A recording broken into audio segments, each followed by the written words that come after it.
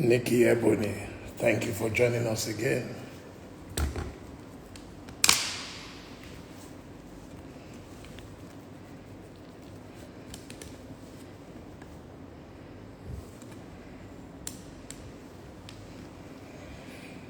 Okay, we are now live on Instagram, on Facebook, on Twitter, and on YouTube. So we're ready. He's here. He's so efficient. Mazi Nnamdi Kanu is here already. No time to waste at all.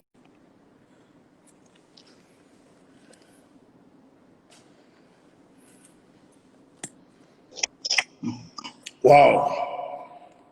Good evening, my brother. Good evening. Good evening to you. Good evening to you, my dear brother. Should I call you Kabiesi or Oba or which one are you, or Chief? Which one is your title? Well, I have many titles. I have an Igbo title. Onuneko, one of Etiti Mboko.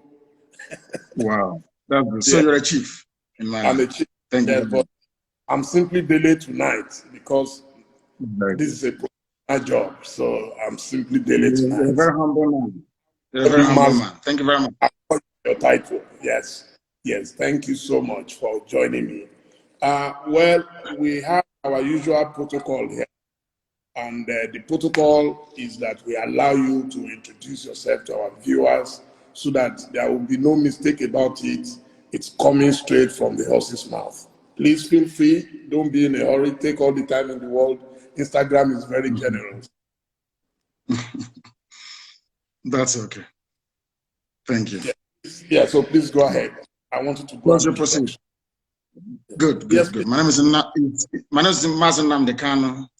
I lead the indigenous people of Biafra, and also I am the director of Radio Biafra and Biafra Television.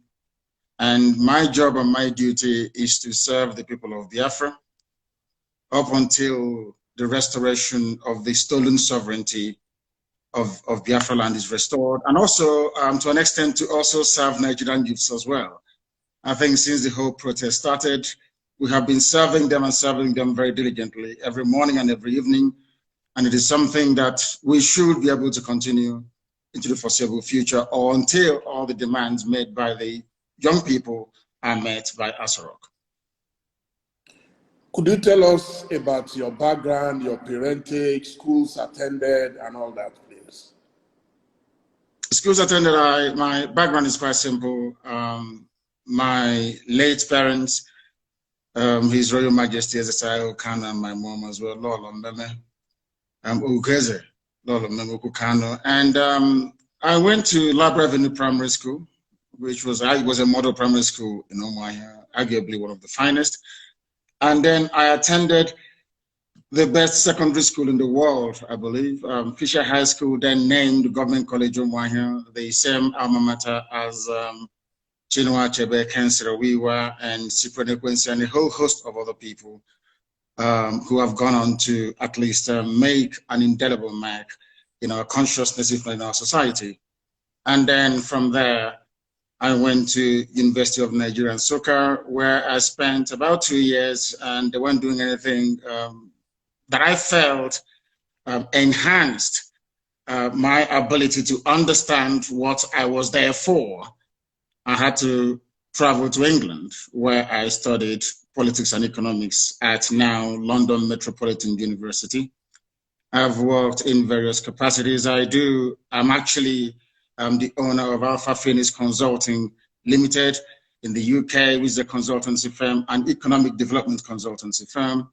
I did actually work with a lot of people like Genesis and all the rest of them, where I held managerial positions until my calling.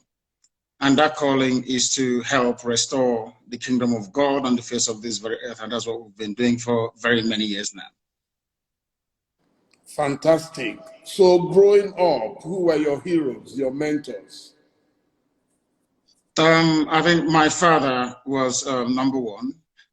Only two people in my life have seriously impressed me. One was my dad, that I was very close to, that I learned a lot of things from. We never actually spoke that very often, but I used to sit around and watch him conduct his counsel, the way he adjudicated in cases and the things that he did, and most of the morals that he left me with. I remember on one occasion, I asked my father, why is it that even after Sunday service, when we get back home, normally if I go to my friend's house and you ask after their father, they'll tell you that their dad is sleeping or doing something of that sort. But in my house, any time there's a knock on the door, my father will encourage us to open the door. And I kept wondering why. And he said, if you have nothing to hide, then you should be able to answer every knock on the door. That is why you need to keep your hands very clean. And throughout my life, apart from the time that these criminals, these savages came to my house, the police had never been to my house or the army with a hostile intent. Operation Python Dance on the 14th of September of 2017 was the very first time in my entire life that the army or the police entered my house with intention either to enforce the law or to kill or to arrest or to pillage or to destroy, the very first time. So my father was number one. The second person is Thomas Sankara, the late Thomas Sankara, because of how he managed to turn Burkina Faso around from Upper Volta to Burkina Faso, and the miracle he was able to perform. For the very first time in living memory, it was demonstrated that should Black people put their minds to something, they can make something out of nothing. From being a basket case, they became the largest exporter of food across West Africa under the, should I say, the leadership of this brilliant, and very brave young man, Thomas Sankara. So just those two people. Okay, fantastic. I think before we continue, it would be nice for me to ask if this is the real Mazi Nnamdi Kanu or the cloned one. I can pull my ear for you. You can see I'm trying to exert as much pressure as I can. The clown in Asorok has 2 ears. I only have 1. You can see my glasses. I can take it off. You can see there is no other appendage anywhere behind this one. It's only one. I can pull my nose for you. You know it is me. In fact, I can even bring, if you'll pardon me, I have here with me the mask that everybody has to wear these days. You can see that my ear is not bent, is it? You can see that it's normal, it's not bent. But the clown in Asorok, when he's wearing his own mask, you see that his ear will be bent like that. Mine is not bent. So it is the real me. And of course, I have this mark here and it's unmistakable. Yes, I just wanted to establish that you are alive because I read somewhere that you were dead. And so I wanted to be sure I'm not making history by talking to a dead man in heaven. Not at all. I'm here live with you on this program. Fantastic. So could you tell me some of the books that you read that might have influenced you? I don't want to say radicalized you. I would say influenced you. Growing up was, as with most of my peers, is Chinua Achebe's Things Fall Apart. That is number one. Because it reminded us of who we are, where we are coming from, and where we should be heading to. So that very book was pivotal in shaping my understanding of my people and what needs to be done to rectify the damage that colonialism had done to our people. The second one I would say is Alex Haley's Roots. Again, in that very book, it reminded me or reinforced the need for the Republican zeal that burns in each and every Biafran, that we see ourselves as equal before any other race around the world, and our belief, cardinal belief, that all men are created equal before God. Given the heroic sacrifice those people made at Savannah in Georgia, in America, many centuries back. I also read Leon Uris's Exodus. It is about the Jewish Holocaust and the reestablishment of the State of Israel. Again, a very decent pointer towards where Biafra should be heading to. Those 3 books, Things Fall Apart, Alex Haley's Roots, and Leon Uris's Exodus. They're my three favorite books. Yeah. I've read a lot about your religious beliefs, but could you tell us about your faith? I worship the one true God in heaven that incidentally every religion on this earth believes, or should I say, worship as well. I believe I am a follower of Yeshua, Jesus Christ. I believe I worship where Jesus worshipped. I worship the same God that Jesus Christ worshipped. I praise the same God that Jesus Christ praised. And one of my favorite prayers actually was the prayer that Jesus prayed when he was asked to teach the disciples how to pray. And he said, "Our Father who art in heaven," which goes to confirm the supremacy of Almighty God in heaven, bar none, the name above all names. And it is exactly the religion of my forefathers. My ancestors worshipped God and God alone. We answer Wachuku. From the names we give our children, we glorify God. And if you go to my village right now, all you hear about Ikechuku or the Nakachuku, everything is about God. So I don't need to be tutored or to be told by anybody who God is, because God is ever present in our lives, and that is the God that I worship. Sometimes people tend to mistake it because the only modern interpretation of that very religion is Judaism. The only modern interpretation of this ancient religion is modern day Judaism. So that is why I tend to gravitate towards Judaism. But as I said, I am a follower of the teachings of Jesus Christ. But I practice Judaism in the main. I was privileged to meet the late Chief Chukwuemeka Odumego Ojukwu in his lifetime. In fact, Ovation had exclusive access to his wedding, to his wife, Lady Bianca. What was your relationship with him? Did you ever meet him? And did you draw inspiration whatsoever from him? Yes, he is our eternal leader. And that was the title that I gave to him in recognition of the very stellar work that he did, trying to save a people that didn't want to be saved. And also, I had come in contact with him in London. We invited himself, Peter Obi Chekwasokore, to come to London.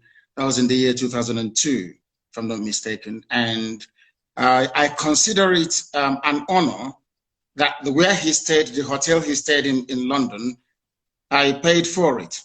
So I had sat with him on a few occasions and benefited from his immense counsel. The reason why we want to honor him by restoring Biafra.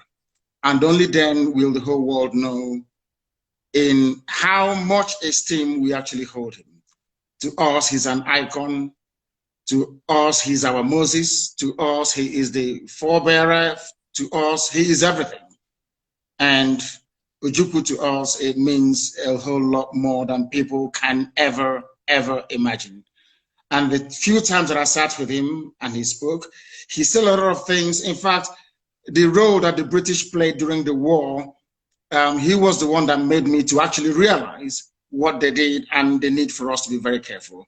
The journalists that were interviewing him, especially from BBC, in their typewriters were, should I say, listening devices that were transmitting everything Ojukwu was saying all the way back to London. And that made it possible for them to sabotage that very effort, or should I say, to undermine it, especially what transpired at Aburi, that we now have the tapes and records of.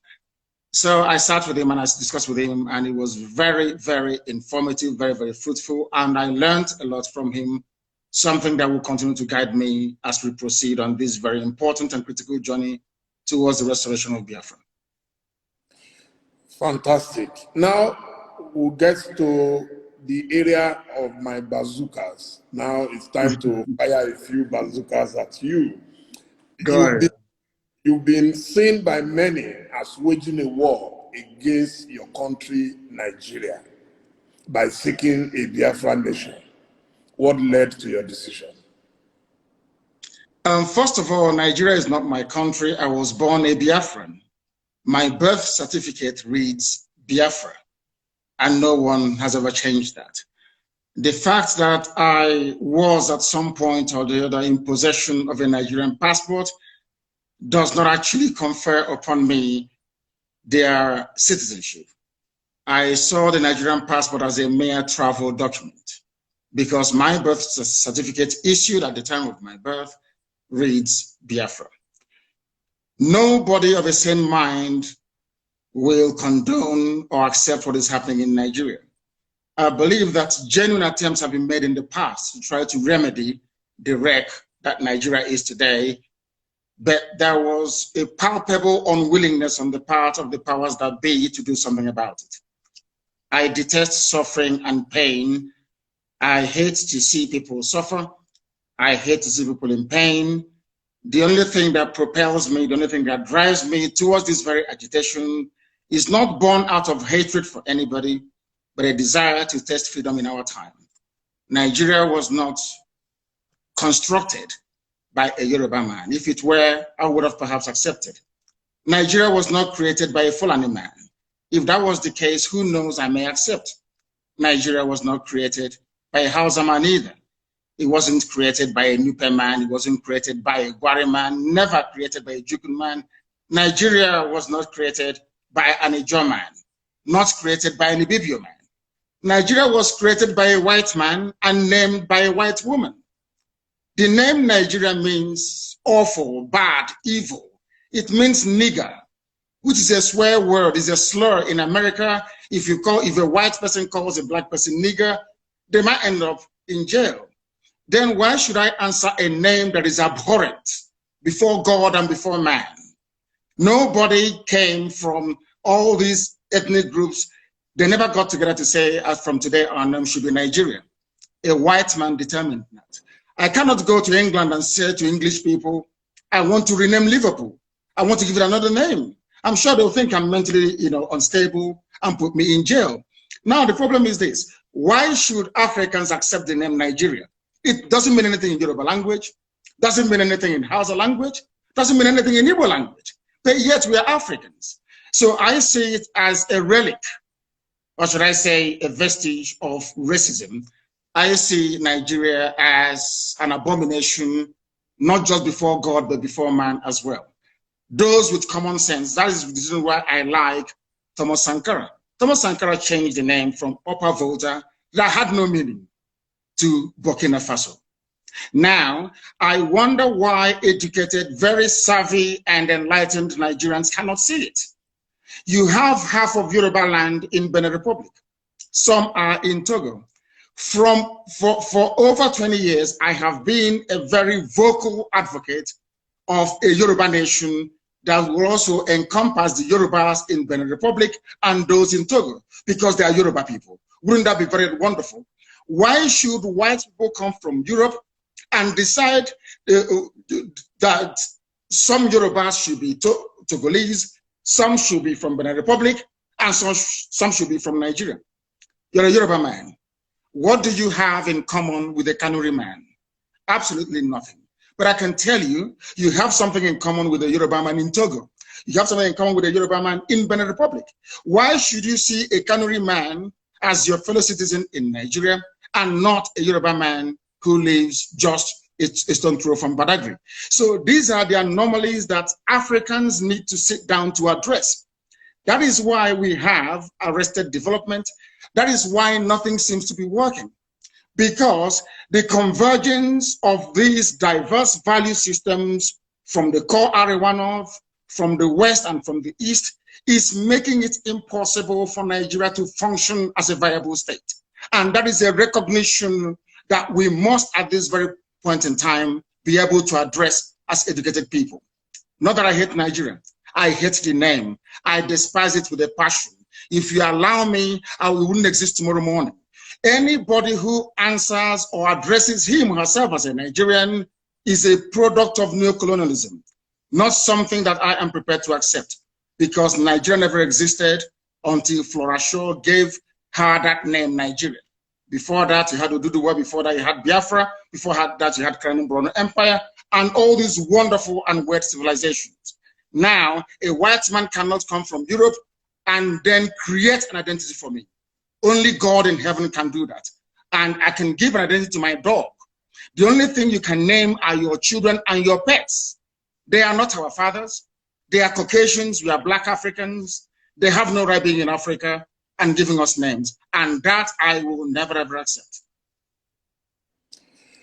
Military and security experts have said it is impossible for any country to fight 2 civil wars without monumental repercussions. Have you considered this? And what lessons did you learn from the last Nigerian Civil War? The lessons that I will learn from the last war, if I can begin by addressing your last question, is that we should not have given up. Even though we were overawed as a result of a global conspiracy of unprecedented proportions, Biafra-Nigeria war was the Third World War. Because in that war, if you leave Nigeria and Biafra alone, Biafra would defeat Nigeria anytime, any day. Pound for pound, Biafra would defeat Nigeria anytime, any day. And I make bold to say this. But Britain got involved. They imposed a no-fly zone over Biafra land.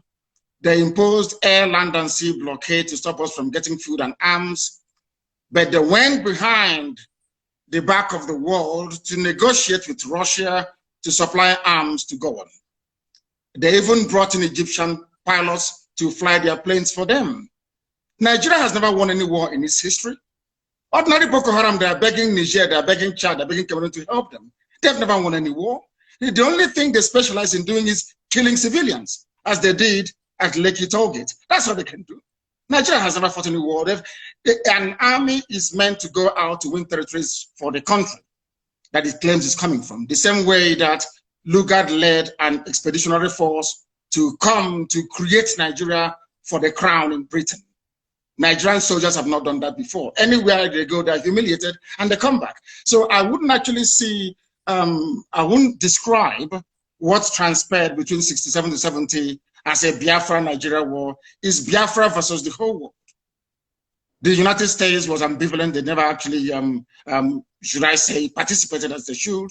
Britain was there running the whole show. They destroyed Aburi Accord, destroyed the agreement reached between Ojukwu and Gowon. They came back and they instigated a war. That was all they did. There was not, I wouldn't see it as a war. And I want to let Nigeria understand this.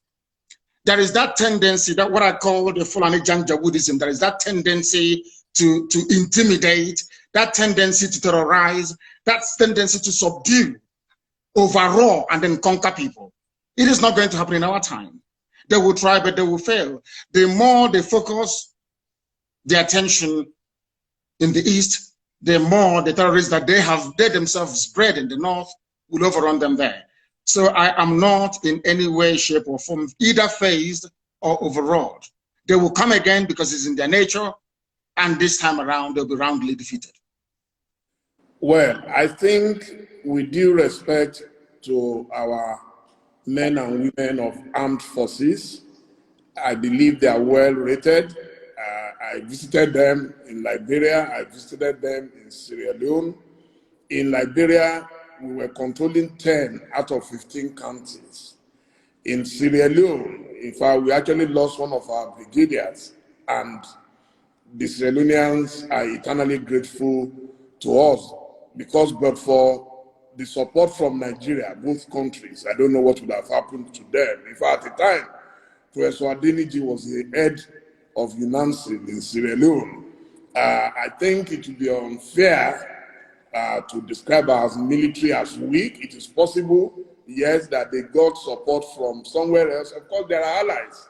That's why you had NATO. In fact, it's one of the reasons a lot of people are angry with America under Trump, that he has virtually collapsed the relationship, military ties to other countries.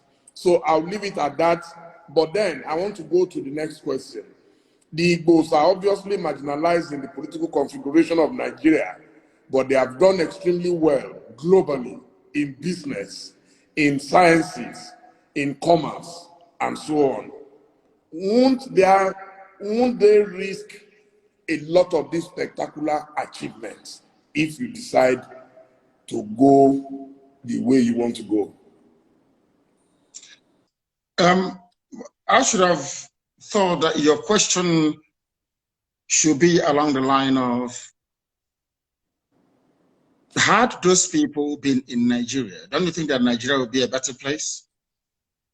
For instance, but it's never happened and will never happen for the following reasons: resentment, envy, and the need for the Fulani Janjaweed Caliphate to dumb down the standard of excellence so that everybody can become an Alimajiri. That's exactly what I have done. I am not shocked nor surprised that we are recording not just, Igbo people or Biafrans, but Yorubas are doing the same thing as well all over the place. It's there. What I then want to ask people is this: why is it that we cannot wake up one morning and hear that there is one Fulani mathematician in Florida doing very well, maybe working for NASA? Why is it that we have not woken up one morning to hear there is one Fulani man or woman voted in as a mayor or as a parliamentarian somewhere in Europe? It will never ever happen, because that is not their orientation. That is not how they were brought up to see society. The recognition of people's skills and talent is a prerequisite for the driving of any progressive society. That hasn't happened in Nigeria, because if you're not from the north, may God help you. Why is Nigeria suffering today? Nigeria is suffering because of successive regimes of mediocrity and sub-standardization, for the simple reason that people do things based on ethnicity. People want to protect their tribe.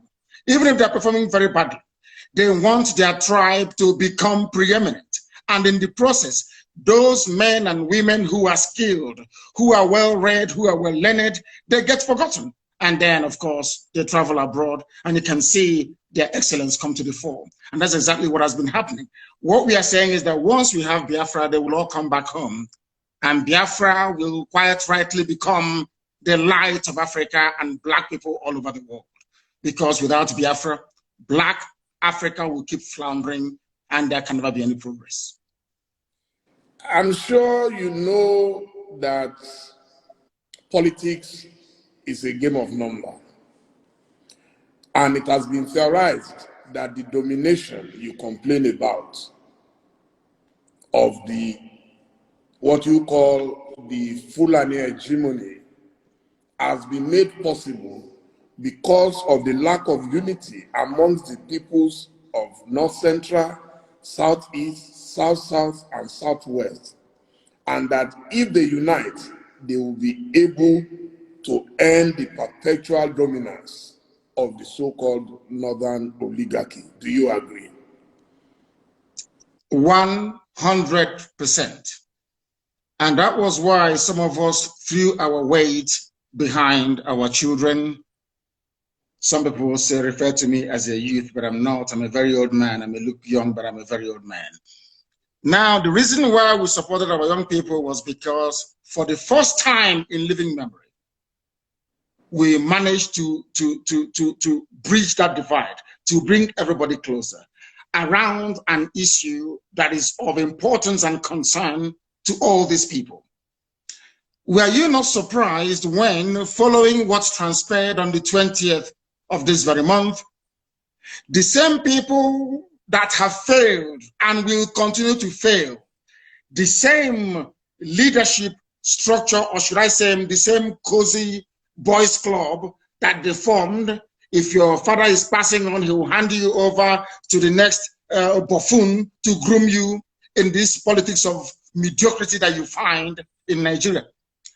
Were you not surprised and shocked that the same people managed, or should I say succeeded, in introducing the tribal and ethnic dimension into what we are doing? Those of us in the South Those I am proud of the should I say the understanding that those of us in the East have with our Yoruba brothers in the West, and of course, as time goes on, also Middle Belt. There is now a recognition that we are our own worst enemies. In Katsina State, there are other tribes other than Hausa and Fulani. In Katsina.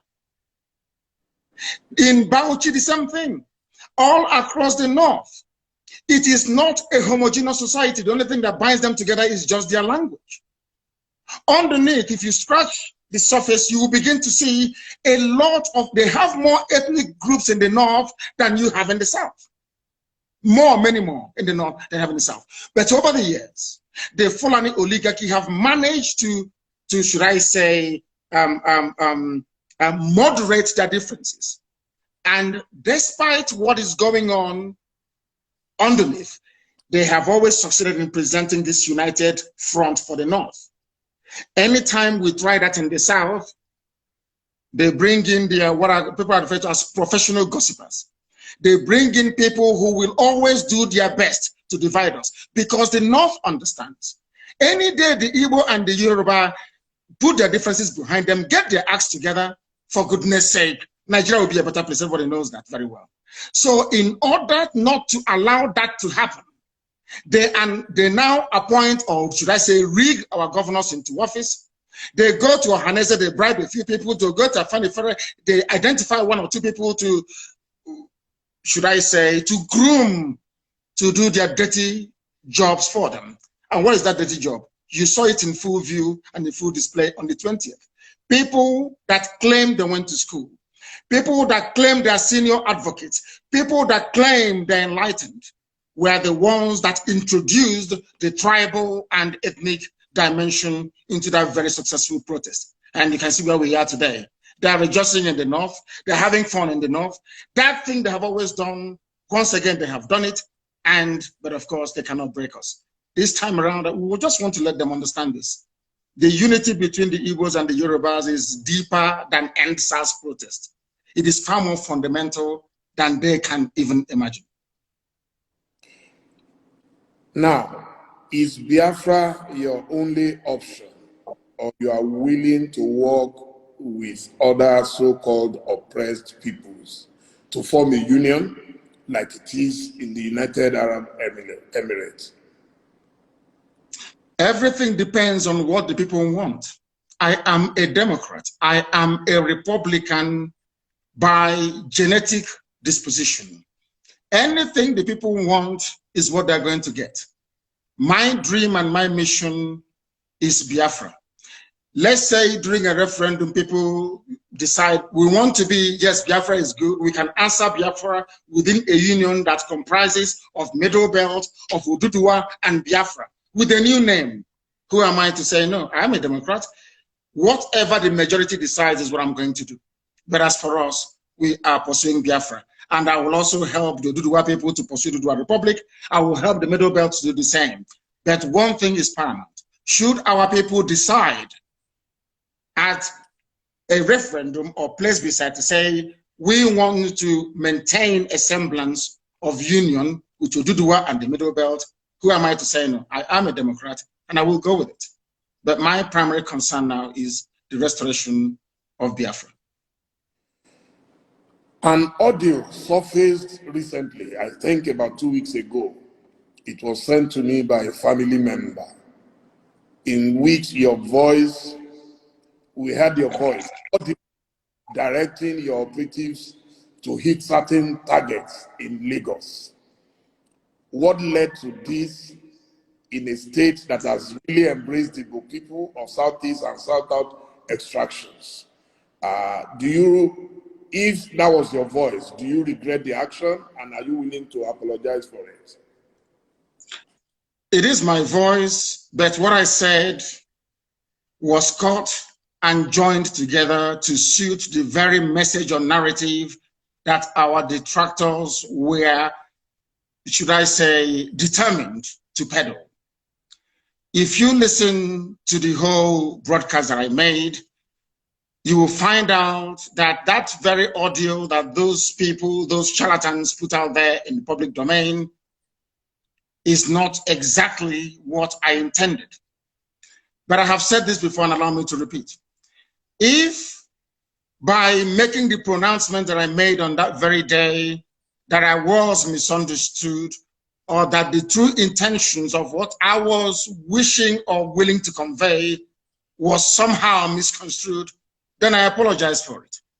Because I believe that it is very, very important that we understand this. I wouldn't want to do anything, either knowingly or unknowingly, to inflame passions in the West.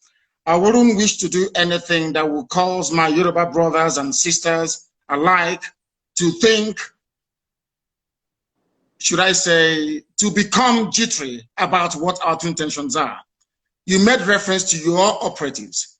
I was addressing Nigerian youths right across Nigeria, not just in Lagos. And given the heat of the moment, people were being massacred. I'm not sure that most of those commentators and apologists for Asarok have had their homes invaded before.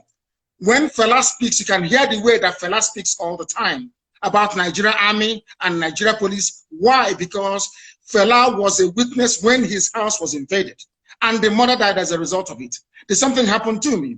As a result of Nigeria military invasion of my house, my father is dead, and my mother is dead as well. So when people like us with a first-hand experience of the brutality of a very primitive security architecture in a country as backward as Nigeria, you can then begin to appreciate where we're coming from. If I spoke out of turn, if people who listened to what I said misunderstood the true intentions behind the words that I uttered that night, then I do unreservedly apologize, because nobody can divide the Yorubas and the Igbos anymore. It's not going to happen. They will try, but they will not succeed. That I can assure them. What is of concern to us is that those responsible for the slaughter of those people are held responsible. The same way, I hasten to add, that those who are responsible for the murder that we ordered today going on in Obigo will be held accountable. They will and must be held accountable. I do apologize if I offended anyone, but no offense was intended in the first place. I gave an order to Nigerian youths right across the board to do what they did because the Nigerian state is evil. They believe in killing their own children. They believe in suppressing free speech. They believe in breaking up peaceful assembly with the use of force.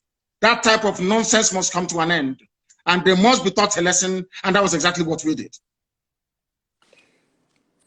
Okay, let me confess that it was actually that audio that led me to looking for you. You see, I believe that journalists must help their nation to understand some certain people and personalities like yourself.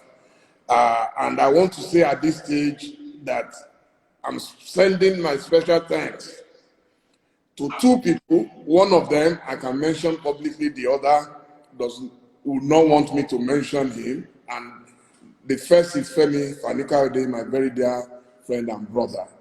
I contacted him because I knew there is a special bond between the two of you.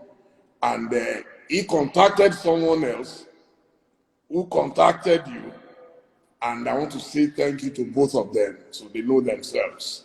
What is the relationship between you and Femi that every time I see that you are in the same direction? He is very brave. He is urbane.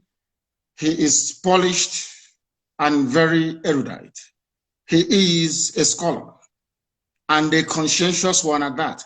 You know, in Nigeria, you have scholars, people who just study for the sake of it, people who just read for the sake of it.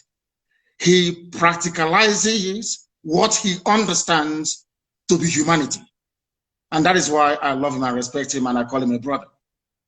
He epitomizes what any intellectual should aspire to be.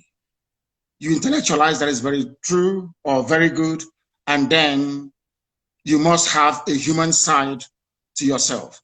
He is de-tribalized, as you well know, and I'm sure that in time to come, he will have a very great role to play, if not in Ududuwa, but also in Biafra. If Biafra were to come tomorrow, I will take him. And I'm sure that he will have a lot to contribute in making Biafra a better place for everybody to be in. So I have not only love for him, but also have regard for him. Now, I'm sure you are aware that there are efforts to start a movement that will bring the Yorubas and the Igbos together and closer.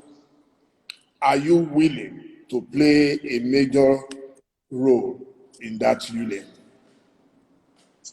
Yes, we are doing ours on the ground. You saw the protest on the 1st of October right across the world, Yoruba One Voice and IPOB. So we are doing ours. That was why I categorically stated, and without any equivocation, that the bond between the Yorubas and the Igbos can no longer be broken by anybody. They will thrive, but they will fail. It can't be broken anymore. So I am more than willing and able to serve in whatever capacity that is required of me to make sure that these two great nations pilot the affairs of Black people in Africa going forward. Because without them, Africa is doomed, more or less.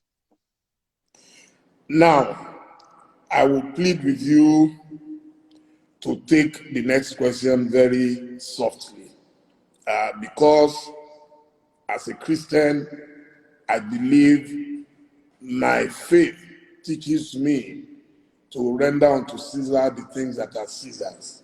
So which means I respect constituted authority.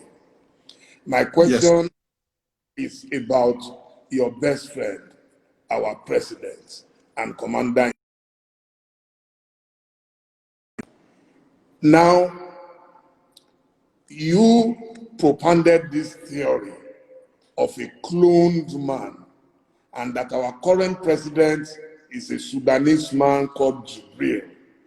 Do you agree that your information might have been wrong, and you are also willing to apologize to him for that error? Anybody can make a mistake. No, not at all. Buhari is dead and buried in a shallow grave in Saudi Arabia. Aisha Buhari was there. She came back from what they called a lesser Hajj. She was wearing black. She was mourning. If you look at the pictures that were circulated at that point in time, you will see the smug, or should I say, the forlorn faces of northern governors. A minute silence was held at the AU for a late Buhari. Even Her Britannic Majesty, Queen Elizabeth II, also penned a condolence message to the people of Nigeria before the cabal took over and asked her to rescind it, which she did. Buhari is dead, and I'm prepared to stake Biafra on it. If you, Dele Momodu, can go and prove to me, I'm not asking you to do anything too complex. If you can go and ask this man you call Buhari, whoever it is in Asorok, to come outside, don't do very much, address a panel of Nigerian youths, maybe 20 of them, and speak Buhari's mother tongue, which is Fulfude. I will give up Biafra, I will apologize to him, and I will submit myself to any authority on this earth to do with me as they please. There is no Buhari. Jibril was there. Jibril followed Abba Kyari to Cuba and ran away from there and never came back. The man you have now in Asorok is from Niger Republic. His name is Yusuf Abubakar Muhammad. That's his name. Yusuf Abubakar Muhammad. Even Shekau knows who he is personally and was mentioning his name as well. It is not Buhari. The old Buhari that you and I know, the country cannot be burning and he will restrict himself to only 12 minutes of edited broadcast. Impossible. Impossible. Anybody that knows Buhari, even if he's dying, he must speak because he fought in his own understanding to keep Nigeria one. Anything that impacts or threatens the territorial cohesion and integrity of Nigeria, the old Buhari, in fact, he will be in Lagos. The old Buhari will be in Lagos, I'm telling you. But this little, have you not seen him with his fresh hands of a 35-year-old? He cannot wear this. He cannot wear this. Because if he wears this, his ear will bend. Because it's rubber, silicone. We know about AI technology. It's deep fake. Please Google it. You're a media man, you must know this. I can replicate this very interview with your face showing us having this conversation, but it is not you. You also saw that some, would I say, some eagle-eyed investigators managed to discover that there was actually a microphone, a loudspeaker on the table. It's everything that they claimed that Buhari was saying was coming from a loudspeaker. From a loudspeaker. Very, very sad indeed. These are the things that the world must understand and come to terms with. That the person you are calling Buhari is not Buhari, and I can stake my life on it. If he comes out tomorrow and takes, or should I say, address any press interview live without Garba Shehu doing this, telling people to cut. If he can come out tomorrow, a panel of journalists will, in fact, no, not journalists because some of them are corrupt, youths will address him. There and then you will know that Buhari is no more. There is no Buhari. No country. How can you have a country you claim you're proud of, and that country is run by 10-minute video recorded every 4 months? What sort of country is that? Every 4 months you issue a pre-recorded video to address 200 million people. What an insult. What an insult. In a time of crisis, there is COVID-19, people are agitating, they're very restive. The only thing you can do is 10 minutes video. Laughable and absolutely absurd. And no sensible person should be able to tolerate it. Buhari is dead, and I stake my life on it. Please don't stake your life on it, because I am very, very convinced that he is alive. I have been meeting Buhari since 2010. Okay, and the last time I met him was 2 years ago inside Aso Rock with a former president of Africa. I met him, we interacted, he cracked jokes with me, he even said, Dele, seems you've added weight. I am telling you that I am not foolish not to know the person I've been seeing for 10 years. I've worked closely with him on his campaign, and yes, you could have your theory, why you think. You see, my own theory is different. Because he was very sick, a lot of people thought that he would die, and God restored his life. And I think that is why you think he is dead. I am personally convinced that he's alive. I believe that a man like President Olusegun Obasanjo will not go and hold any meeting with a cloned president of Nigeria. If I can't vouch for any other person, I know that Obasanjo will never agree. He will talk. There is a saying where I come from, Dele. If you see something that is greater than your farm, you sell your barn where your harvest of yam is, where you store your yam. Because that is the greatest thing that any Igbo man has in the olden days. If you see something that is greater than your farm, you sell your barn. And you could be a robber. They do not want to expose that the fact that Buhari is dead, because everybody depends on the oil and gas coming from Biafra land. Without oil and gas, Nigeria will be worse than a banana republic. There will be nothing happening there. Nigeria runs what is called a rentier economy. You sell oil and gas to import everything you need, including toothpick, including Indomie and pasta. So what is called the doctrine of stabilization. If you come out and you announce that Buhari is dead, there will be pandemonium everywhere. In fact, the US government feels that if they allow a precipitous collapse of Nigeria, it may impact the wider region. That is what the Africa desk at the State Department has been doing for very many years. So if you expose the fact that Buhari is dead, it will cause pandemonium and there will be regional destabilization. And you will have a whole lot more of foreign terrorist groups to contend with. Now you have 7. Many more will come up. They do not want to turn northern Nigeria into another Yemen, Afghanistan, or Syria, or Somalia, for that matter. That is the only reason why they're keeping quiet. And everybody's hoping that he will make it to 2023 so that Aisha can go with the boyfriend and relax, because Buhari is dead. Absolutely dead and confirmed. Look at the hands of your, I can become a trend. You ever seen that little boy they call Tagwe that used to mimic Buhari, speak the way that Buhari does, crack Buhari jokes? That little boy is an Igbo boy. They've not given him a Fulani girl to marry. You know that little boy called Tagwe, he's a comedian. He mimics Buhari. These things happen. People can mimic Obama.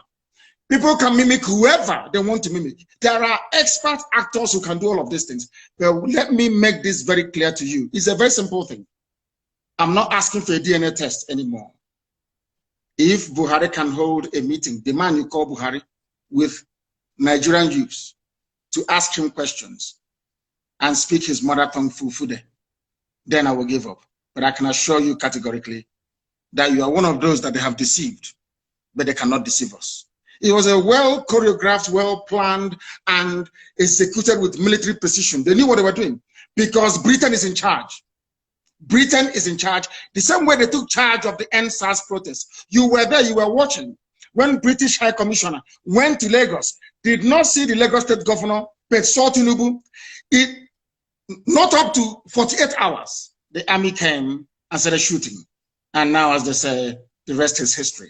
The people controlling you are those that created you. The people that made you a Nigerian are those now in charge of your lives. You are not in charge of Nigeria. They are, and are the ones running the show. And maybe next week, you get another 10 minutes video recorded. The old Buhari couldn't have done that. Ask Obasanjo, how many times did you allow them to broadcast a recorded speech in a time of national crisis? How many times? Obasanjo will tell you no. Jonathan, the same thing. Only this thing that they put up there. Now, I will ask you to put on your face mask. Put it on. Put on your face mask. Let us see. Do you have one with you? Yeah. Ask them to bring it for you. Put it on. Your ear will not bend. Your ear can never bend. It's impossible because you're a human being. You have cartilage in your ear. But if this ear is made of silicone, as the one that Aisha's boyfriend is wearing, once you put on mask, your ear will bend. Simple. And that is why we have common sense and brain. Keep asking yourself. They took a picture with Jonathan, with everybody, with Yemi Osinbajo. None of them had their ears bent. Only Buhari's ears were bent. Others were wearing the same mask, but only Buhari's ear was bent, meaning that it's made out of rubber, silicone. He's not the person that's not Buhari and can never ever be. Please go ahead. Okay, so do you have a map for Biafra? Where will it start from and where will it end? First of all, do you know that if I ask you now, Dele, how many states do you have Igbo people in Nigeria? How many states would you tell me? It's a simple question. You're a journalist. I will say everywhere. No. I mean where they are indigenous to, where they come from. There could be Igbo people in Lagos. They're not from Lagos. They're Igbo people. If I ask you right now, how many states in Nigeria do you think that Igbo people are indigenous to? How many would you say? 5 Southeast states? After all, that is the Igbo territory. Is that what you will say? Yes. I have a surprise for you. It is 13. Igbo people are indigenous to 13 states of Nigeria. 13. As I told you, those who created Nigeria are in charge of Nigeria.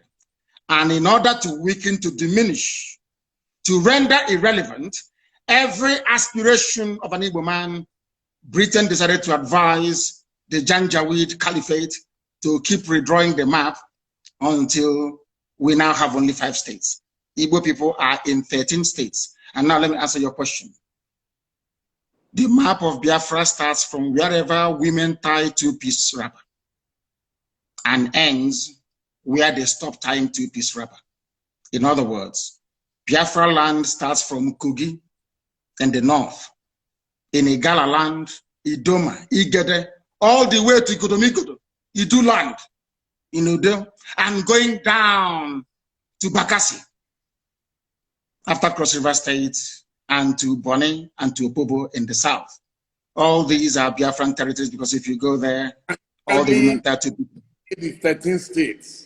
I want the 13 states, please. You want me to name for you the 13 states that make up? Yes, please. Kogi, are there Igbo people in Kogi? I'm sure the answer is yes. Yes. Indigenous. Are there Igbo people in Edo State? Yes. We agree. In Edo State, there are Igbo people. I'm not talking about Tubiaja, which is Ishan. We'll come to that later. I'm even talking about a place called Igbo Akari. Igbo Akari. Are there Igbo people in Delta State? Yes. Are there Igbo people in Benue? In Benue State, I'm asking you, in Izi community is in Benue State. They speak Igbo.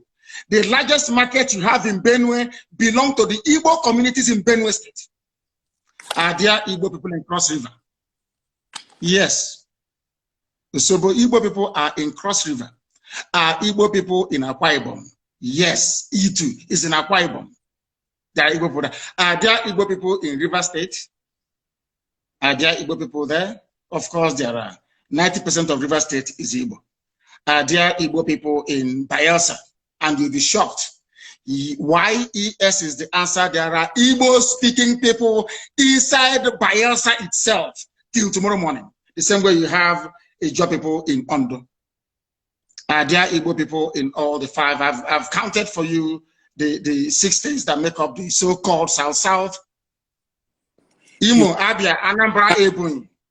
Yeah, you've mentioned 9 now. 9 states. 1, 2, 3. Kogi, Edo, Benue, Cross River, Akwa Ibom, Rivers, Bayelsa, Ondo. Have you added? No, not in Ondo. We're not in Ondo. Igbo is not in Ondo. What is in Ondo is Ijaw. Ijaw is in Ondo, not Igbo. But okay. Ijaw is Biafra. And we'll get to that later. And then you add the 5 southeastern states. You have Imo, you have Anambra, you have Enugu, you have Ebonyi, you have Abia. Add all of them together. Imo, Anambra, Ebonyi, Abia, Enugu. 1, 2, add it to the 6. Okay. 5 1, 2, southeastern states. 6, 7, 8, 9, 10, 11, 12. I think 1 is missing somewhere.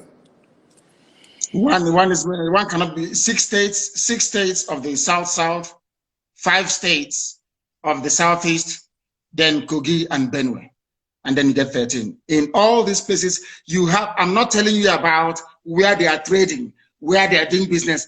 People from there are Igbo. They are indigenous. And you think Kogi would agree to go with Biafra?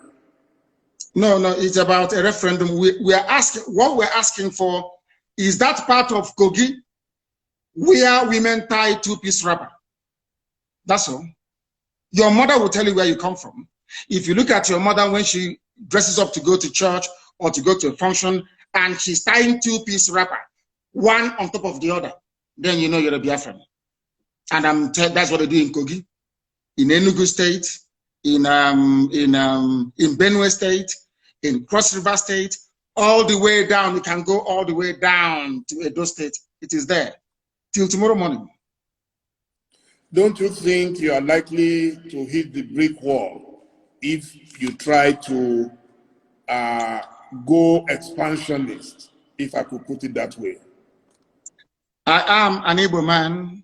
With all due respect, my dear brother, the Yorubas may be comfortable leaving Yoruba people in Togo and the Benin Republic and calling somebody from Sokoto State their brother. I don't intend to do that. Wherever you have Igbo people, they must be together as one. We are not leaving anybody behind. We cannot leave anybody behind. It was the Fulani Janjaweed and the British that caused this problem. You cannot come to my land. You take an Igbo community, you give them to Benue, you give them to Kogi, and you say they're from the north. Ohanese may tolerate it. I will not tolerate it. I can't tolerate it. I am not going to leave one single Igbo community anywhere. They must be part of Biafra. They must be part of Biafra. What happens? Let's say the other people that you are fighting get provoked and they decide to call you bluff and say, okay, Igbo people in Kaduna, in Katsina, in Sokoto to detent Israel. How will that fit into your plan? Quite frankly, before you answer, let me do it as a double warning. And what if the Igbos in those places say they are not interested in joining you? Hallelujah. We say good riddance. Everything we are doing is based on the consent of the people. There must be a referendum, or should I say referenda, which is the plural, right across the board. We are going to ask people, ethnicity by ethnicity, where they wish to belong. If they say we want to be part of the Janjaweed North, where once in a while you lose your daughter, your wife could be raped, oh, well and good. We let them go. I am a Democrat. I'm not going to force anybody to do anything. And Biafra must come via a referendum. People must agree to it. We are not forcing anyone to do anything. Everything we are saying and doing is geared towards one outcome, a referendum. If they agree, fine. If they don't agree. So who is going to organize this referendum that you've been talking about? The United Nations will have to organize it at the right time. They will. If it is not organized, what is your plan B? We continue with civil unrest and civil disobedience, boycott of elections. As one of our great heroes said, we will boycott all boycottables until we get what we want. The British never wanted to leave Africa, but they did. Russia never wanted the Soviet Union to break up, but it did. Serbia never wanted Yugoslavia to break up, but it did. Sudan never wanted South Sudan. They never wanted South Sudan to be free. They're free today. Ethiopia never wanted, excuse me, Eritrea to be free, but today Eritrea is free. So that tells you all you need to know. It is not in their hands because you know what? Power belongs to the people. Anything we want is what we're going to get. Once again, I want to ask this. Do you think this dream is realizable without a war? And are you prepared to fight another war? This dream can be realized without a war. And let me put it this way, as soon as the people, the various ethnic groups in Nigeria realize what Nigeria means to each and every ethnic group, they will subscribe to our position. So it is realizable without a war. Before the white man came, let me ask you this, because it's an interview, which means you can ask me and I can ask you. Before the white man came, was there any Nigeria? Before the white man came, did Nigeria exist? It's a simple question that I'm asking you. Dele, did Nigeria exist before? It didn't, no. It didn't exist. Then why are African people, black people dying over something that they did not create? Did any Yoruba man create Nigeria? The answer is no. No Igbo man created Nigeria. No Hausa man did. No Fulani man did. No Kanuri man did. No Jukun man did. When you come to Nigeria, it's always a debate about it is our turn. It is our turn. It is our turn to rule. Now there are over 250 main ethnic groups in Nigeria. If you keep rotating the presidency every 8 years to each and every ethnic group, times 8 by 250. How many years are you going to get? So some people will die many times over. They will reincarnate many times over. The presidency hasn't come to them. Nigeria is a joke and an absolute mess. It was not created by black people. Therefore, it cannot be sustained by black people. I want to see an Africa where a Yoruba nation, a Yoruba mega nation extends from Togo all the way to Edo State. That's what I want. Because that is authentic Africa. I don't know why Africans are so beholden to something that is alien to them. Are you a white man? The lugard that created Nigeria is a white man. What are you doing as an African defending something that a white man created out of, should I say, a racist intent? Nigeria was an ordinary company, Royal Niger Company, an ordinary business venture that the British converted into a nation. And Africans are killing themselves, trying to maintain something that a white man created. Sometimes I wonder what type of God made African people. I don't understand it. And that is why you have this neo-colonialism. That is why the British High Commissioner had to go to Tinubu to ask him, how do you end this protest? Because if this protest continues, you're jeopardizing our oil. Nnamdi Kanu can use it as an advantage to go and get Biafra. They asked the army to go in and kill people. You people are being ruled by your colonial masters. Your fate is not in your hand. You're in a country that is 60 years old, so to speak. There is no electricity. If I am a Nigerian, I can't come out and say I'm a Nigerian. I'll be ashamed of myself. For 60 years, you have no electricity. For 60 years, no good roads. For 60 years, no good schools. For 60 years, your politicians are traveling abroad for medical treatment. I ask you, what is there to be proud of about Nigeria? Name one thing you can be proud of. Name one thing. Is a question I'm asking you, Dele. Tell me one thing you can be proud of in Nigeria. Nigerians are amongst the brightest people in the world, including the Igbo people, of which you are one. You're a very brilliant man. That is Nigeria in your DNA. I was born a Biafran, not a Nigerian. Nigeria is a historical mistake. Was there a birth certificate at that time that wrote Biafra on it? Of course, yes. You want me to show you? I will show it to you. I can email it to you. It's not here with me right now. I can email it to you. My person is Biafra. I don't mind. I will email it to you. So you see, what I'm asking is, if Nigeria never existed until the white man came, why are you as a black African man defending it? What's a white man created? Why? When you have Yorubas in Benin Republic, Yoruba is in Togo, they speak your language, they eat your food, they dress the same way you do, you have the same culture, the same value system, the same orientation, and I'm asking you, and the white man came from Europe and said, oh, you are Yoruba from Togo, you speak French. You're Yoruba from Benin Republic, you're going to speak French. But you, Dele, you're Yoruba from Nigeria, you speak English. Are people not perturbed by that?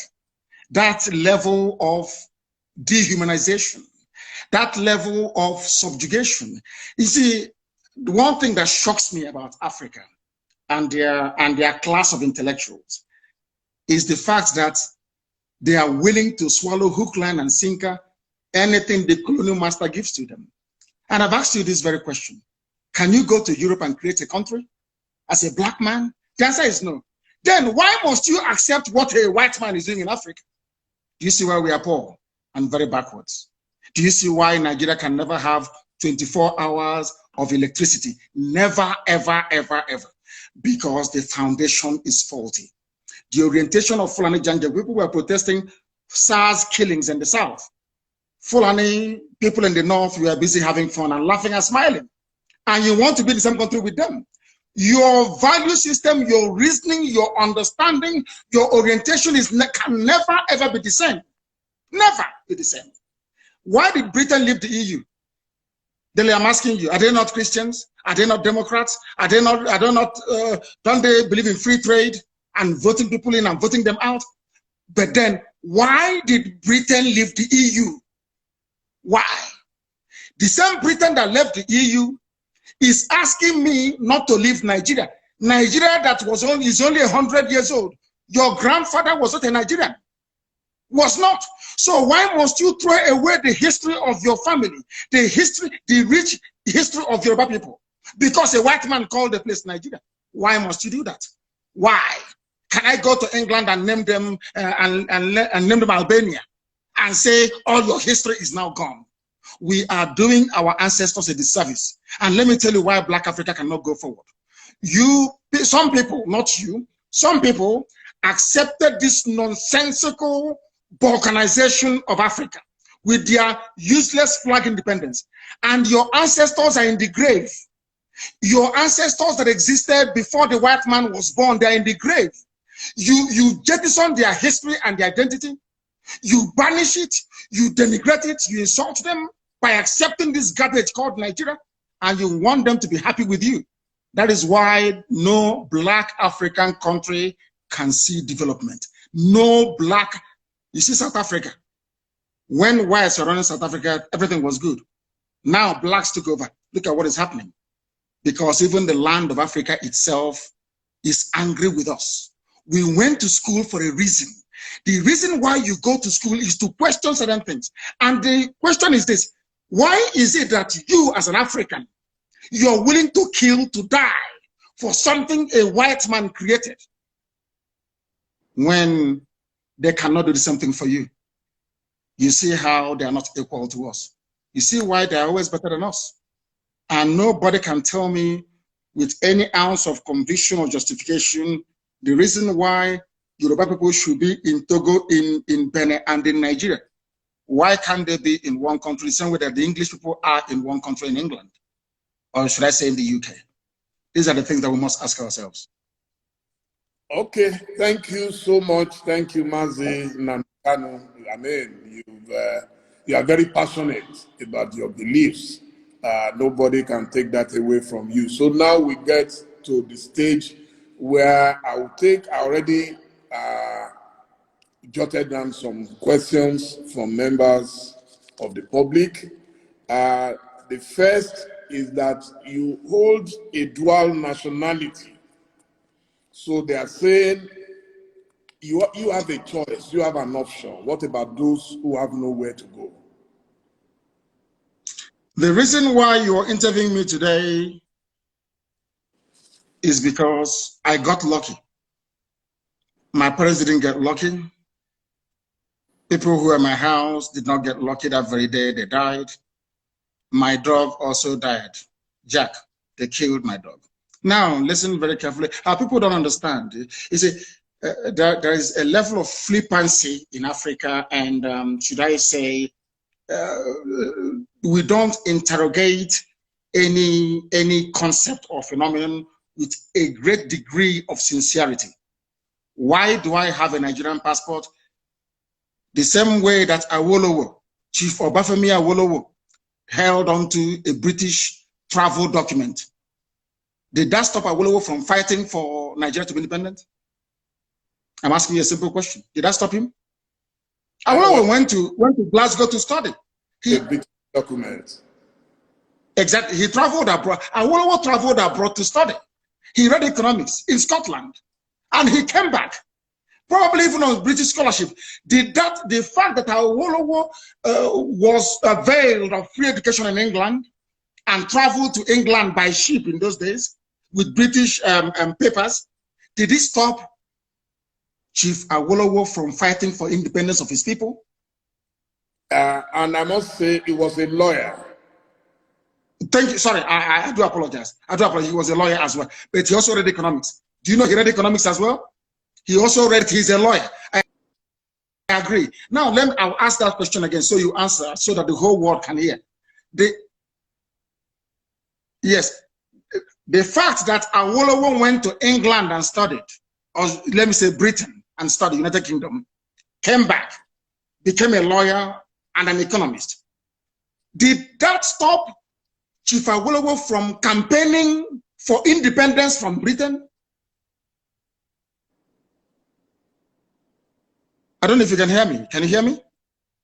Hearing you, yeah. I understand your logic, yeah. Now, the same thing with Dr. Nnamdi Azikiwe. He traveled to the US. He studied. He traveled to the US with British papers.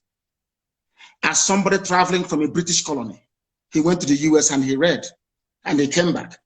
And a Yoruba man, incidentally, let me tell you why they don't want Yorubas and the Igbos to be. A Yoruba man identified the talent in Nnamdi Azikiwe and appointed him the secretary of NCNC. That Yoruba man is Herbert Macaulay, a Yoruba man.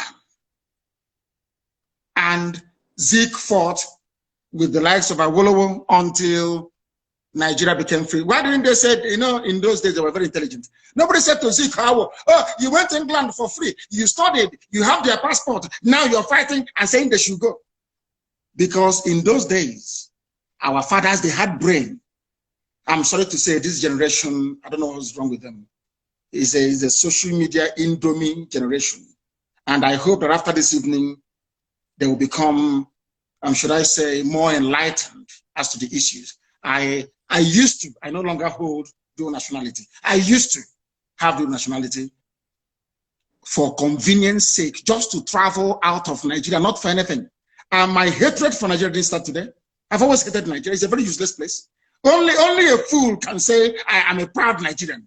There's nothing to be proud of. Absolutely nothing. You have nothing. Individually, you're brilliant.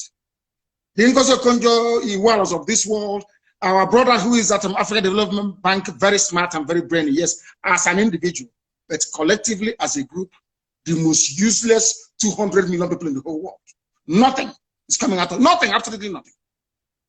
Absolutely nothing. So how can I be a proud Nigerian? Ordinary light you don't have. No, simple light you don't have.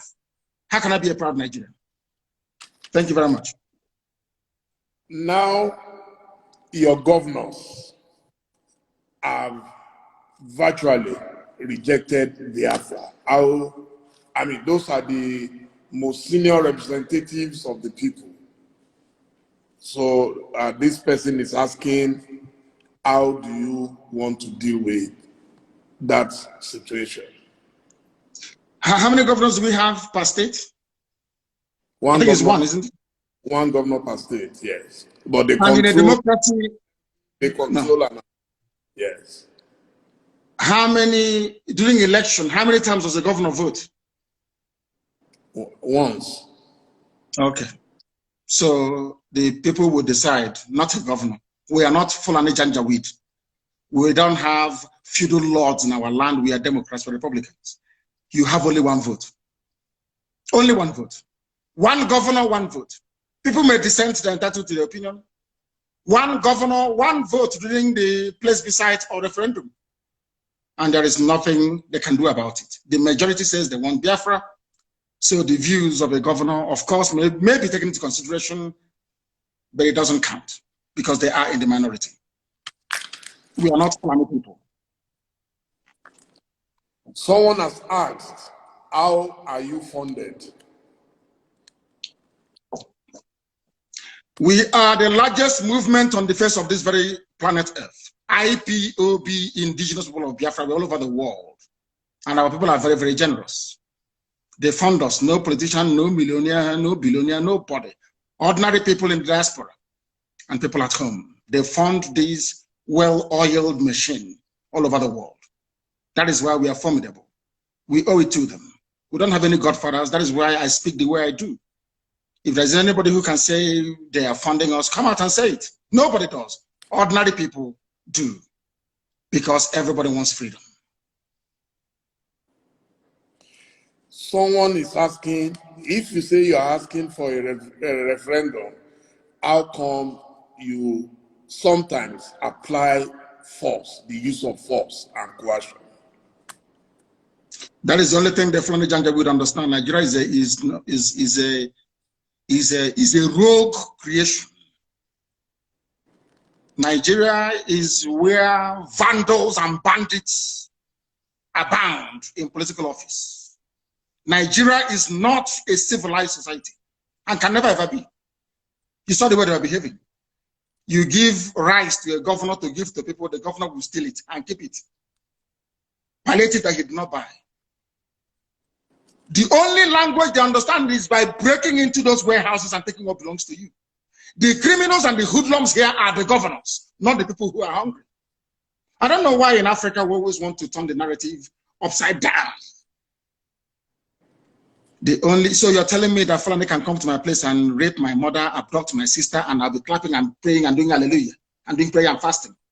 Nnamdi Kanu is not like that. We hunt them down, we pursue them, we catch them, and we deal with them. As simple as that. If people can tolerate that type of rubbish, we can't take it. Never, ever, ever. Never. You said you're a Democrat. Yes. Does democracy allow the use of brute force? Is Nigeria not a democracy? But they were in Lekki shooting people that their constitution says should not be shot. People praying and singing national anthem, we are shot. A constitutionally granted right. The state of Nigeria violated it. They are the ones that brought violence, not us. As they say, those of them that make peaceful revolution impossible, they make violent revolution impossible. They make it possible, rather. Those are the words of John F. Kennedy, not mine. An American Democrat who, and people talk about democracy all the time. The modern Britain you have today was forged in a revolution led by Oliver Cromwell that toppled the monarchy of King Charles I. Today, England is doing very well. France talks about democracy, but their democracy was forged in the heat of a revolution that toppled the reign, I think, of King Louis XIV or the 15th, I don't know, and Marie Antoinette. America, they hold you to account today if you're not democratic. America was forged in the battle of a revolution fought and led by George Washington. I don't know if we did all these things at all or not. I mean, I think Nigeria should employ me to write their curriculum for them so they can train sensible, reasonable people. People graduate from schools in Nigeria, they come out far more foolish than they actually went to school with. Someone has asked, are you not afraid for your life? And what happens? I am dead already. And at what happens if anything happens to you now? Do you have succession plans? I am dead already. I was pouring some water, I do apologize. I am dead already. The only thing that can bring me back to life is Biafra. This life is meaningless without freedom, not just freedom. As I said before, I traveled to England to study for a reason and for a purpose. You cannot tell me that in England, they have gas piped all the way from the Scottish gas fields. There is 24 hours a day electricity. There is gas. If you're homeless or if you're unemployed, the government can give you what is called housing benefit. You can pay your rent and live in a decent home. They also give you money to feed as well. If I cannot do those things for my people, then my life is meaningless. So as I am right now, I'm already dead. I'm only waiting for Biafra to revive me and to resuscitate me. And I feel and I do pray that most other Africans should feel the way that I do. Because Africa is a failure because we fail to address the core and the key issues affecting our lives. We intend to change that. And by the grace of God Almighty in heaven, we shall be successful. My life doesn't matter anymore. What matters is Biafra. Everything else is irrelevant. And the zoo government, they know it. Everything is irrelevant. The only thing that matters to me, God is my witness, is Biafra, nothing more. I'm not doing anything. I don't have a car. I have nothing. The only promise I said to God is, give me Biafra, that's all. I don't want anything else. What am I doing with money? What am I doing with cars? I don't need them. The Biafra I do need. Now, someone says, if you disagree so vehemently with the English people for what you believe they've done in Nigeria, how come you accept their protection? They are not protecting me. I'm sure if they have a chance to kill me, they will kill me. They're not protecting me. The only people that ever protected me was the state of Israel. Nobody else has ever protected me. Only Israel did. So if they have a chance to kill me, they'll kill me. What protection is the person talking about? I said it before. Chief Obafemi Awolowo went to UK to study.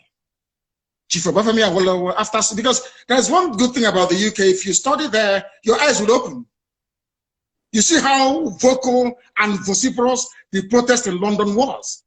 Because we understand their game, we know the way they play it, and we feel sorry for our people that they cannot see what we have seen. But one day, who knows, their eyes may open.